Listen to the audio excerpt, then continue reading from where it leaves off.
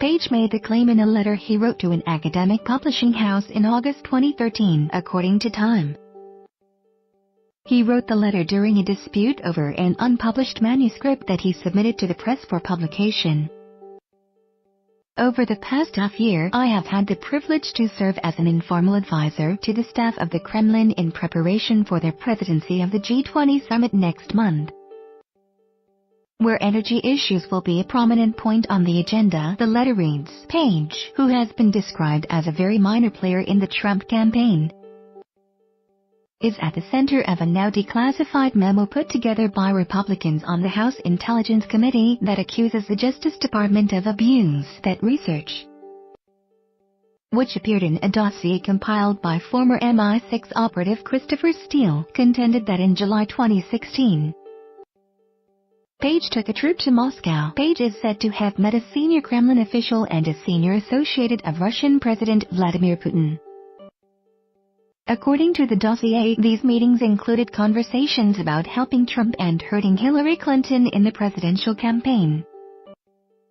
The FBI has long suspected that the Russian government tried to recruit Page as a spy. In exchange, the Kremlin allegedly offered him business opportunities in the Russian energy sector. In 2013, Page, an energy consultant, met in New York City with Viktor Podobny, a Russian diplomat who was later discovered to be a spy working under cover of Moscow's mission to the United Nations.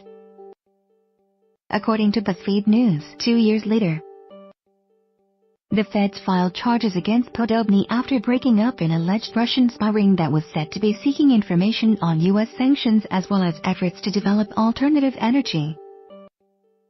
In court papers, the government alleges that Podobny is heard speaking to another Russian operative, Igor Sporshev, about attempting to recruit Male 1, who was later confirmed to be Page. Podobny was able to return to Russia since he had diplomatic immunity. The memo released by the Republicans did not mention the fact that Page was on the radar of federal investigators 3 years before he joined Trump's campaign. After the memo was released, Page told Time that he sat in on and contributed to a few roundtable discussions with people from around the world during the first 9 months of 2013. Page said he met Russian representatives in New York about energy police and other really plain vanilla stuff. Does that make me an evil villain, as some of your sources would like to have you think? He said. Page told Time that he was interviewed by the FBI in 2013 about his contacts with the Russians. The FBI obtained its first FISA warrant enabling it to eavesdrop on Page in 2013. Page has claimed that the FBI retaliated against him after he told agents in 2013 that they should spend more time investigating the Boston Marathon bombing than on him. The bombing took place on April 15, 2013, 2 months after Page met with the FBI. He sent the letter claiming to be an advisor to the Kremlin. Page has studied and written about Russia. The letter Page wrote was revealed to Time by an editor who was working with him on a manuscript about Russia's relations with Central Asia. In years past, Page has reportedly claimed to have worked with Gazprom, the Russian state-owned energy developer. According to McClatchy, the editor who revealed the letter did not believe Page posed any threat to national security. He wanted to make the argument that we needed to look more positively at Russia's economic reforms and Russia's relationship with Central Asia. The editor told Time, "I didn't think it was so weird. It was just contradictory to most mainstream Russian specialists' views. I would never have seen him in the center of concern like this, or playing a role or being seen as an intermediary between the Russian government and a political candidate. He struck me just as someone who had developed some strange academic views and wanted to have them published. I just came to see him as a cook," the editor says. A memo released on February 2, 2018 by the House Intelligence Committee was written by Republican aides who had seen classified documents about government surveillance of a Donald Trump campaign advisor. The 4-page document itself does not appear to allege that anyone violated federal law, but it does outline a pattern of improper conduct by a list of high-ranking FBI and Justice Department officials during the Obama administration. Republicans will use it to justify complaints that top law enforcement agencies had an anti-Trump bias during an election year. These were the same agencies that cleared Hillary Clinton of wrongdoing in her classified email scandal, a subject that President Trump railed about consistently as he campaigned for the White House. Democrats complained that the memo left out important facts and cherry-picked information in order to present a one-sided view of what the FBI and DOJ did to persuade a judge to grant surveillance powers. What did the Justice Department do?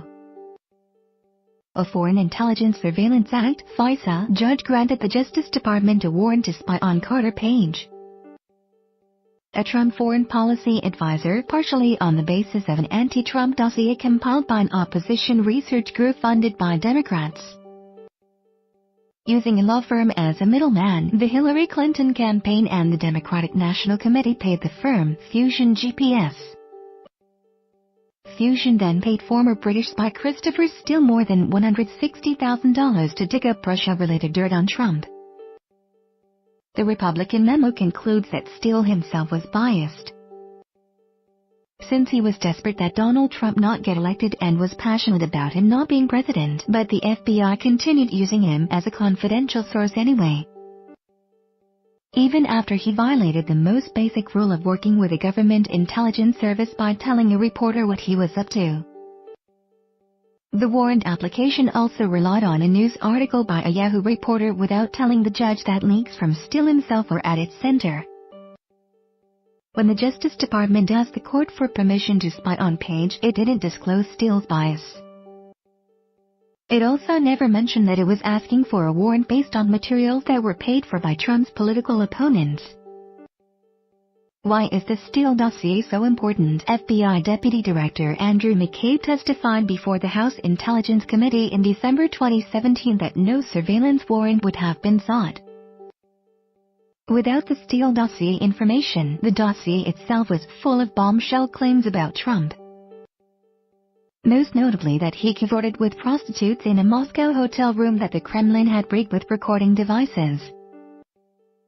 Critics say Steele uncritically used information from Russian sources determined to compromise Trump or gain leverage over him, the exact opposite of the Democratic collusion narrative that suggests Trump worked hand-in-hand with Moscow, who in the government is accused of wrongdoing. FISA warrants have to be renewed every 90 days. Then FBI Director James Comey, later fired by President Donald Trump, signed 3 of them. FBI Deputy Director Andrew McCabe signed another one. Others to sign off included then Deputy Attorney General Sally Yates, another official fired by Trump, then Acting Deputy Attorney General Dana Bound, and Deputy Attorney General Rod Rosenstein. Another official implicated in the memo is then Associate Deputy Attorney General Bruce Orr. Orr's wife was employed by Fusion GPS at the same time, but the FBI never told the FISA court about it. Orr was reassigned and is no longer in a position to impact the other major Russia investigation, one helmed by Special Counsel Robert Mueller. But the fate of Rosenstein and McCabe is up in the air. Republicans on the Intelligence Committee may have given Trump a reason to fire them both. Does this change anything for the Mueller probe? In a word, no. The memo doesn't say anything that suggests Mueller or his current team are engaged in anything illegal or unethical. But the appearance of impropriety at the Justice Department, though unconnected, will give Trump supporters ammunition to claim Mueller's investigation is also suspect. The president has consistently called the multiple investigations a collective witch hunt and insisted he never colluded with Russians to tilt the 2016 election in his favor. How will this affect the FISA courts? Judges empowered by the Foreign Intelligence Surveillance Act (FISA) grant more than 99% of the warrant applications presented by the federal government. This episode suggests that the process can be compromised by officials who are willing to hide material facts or provide courts with one-sided accounts of what they know and how they came to know it. The flip side is that if FISA courts begin to scrutinize warrant applications more carefully, They might act too slowly in cases where there are urgent terrorism-related circumstances that require quick action. Next, Democrats on the House Intelligence Committee have written their own counterpoint, a memo that they say fills in important facts the Republican majority omitted. That document is winding its way through the same process the GOP's memo went through: committee votes to allow the full House of Representatives to see it, and then to release it to the public. If that happens, the White House will again have 5 days to reject a request to declassify the Democrats' version. The White House has signaled that it will treat the two versions of history equally.